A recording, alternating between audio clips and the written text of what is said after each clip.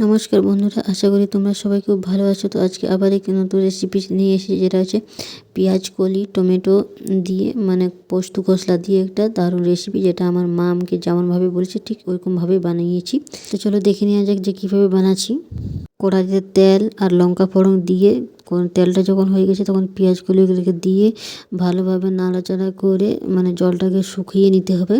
আর ওরকম আর অল্প পরিমাণে নুন দিয়ে দেবো। নুন দিলে মানে জলটা আরও বেশি পেঁয়াজের থেকে বার হয়ে যাবে।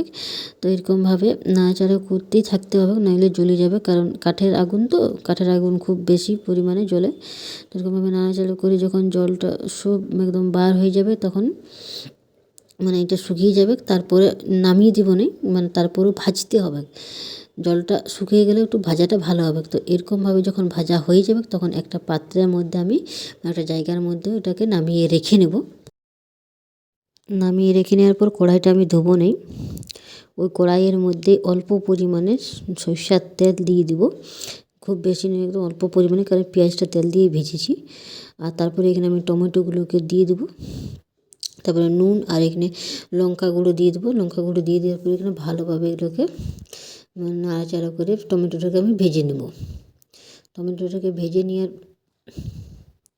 ঢাকা দেবো না, বাস এরকমভাবে ভেজে নেব। ঢাকা দিলে জলদি সিদ্ধ হয়ে যাবে, কিন্তু ঢাকা দেবো না, বাস এরকমভাবে নাড়াচাড়া করে করে একদম এরকমভাবে যখন গলে যাবে টমেটোটা একদম, সেই তখন আমি ওই যে পেঁয়াজগুলোকে ভেজে রেখেছি, পেঁয়াজের কলিগুলোকে ওগুলোকে দিয়ে এখানে ভালো করে এটার সাথে মিশিয়ে নেব। মিশিয়ে নেওয়ার পর ওখানে যে ধনেপাতা মানে কিছুটা পরিমাণে ধনেপাতা এখানে কেটে রেখেছিলি, সেই ধনেপাতাটাকে দিয়ে ভালো করে মিশিয়ে নেওয়ার পর ওই পোস্ত আর খসলা যেটাকে বেটে রেখেছিলাম ওটাকে দিয়ে এখানে ভালো করে মিশিয়ে নিতে হবে। মিলিয়ে নেওয়ার পর এখানে একটু অল্প পরিমাণে জল দেবো, কারণ খসলাটা দেওয়া আছে, এই জন্য একটু অল্প পরিমাণে জল দেবো।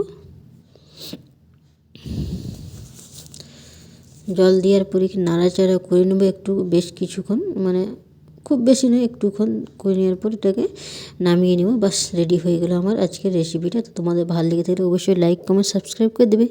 আজকের মতন টাটা, বাই বাই।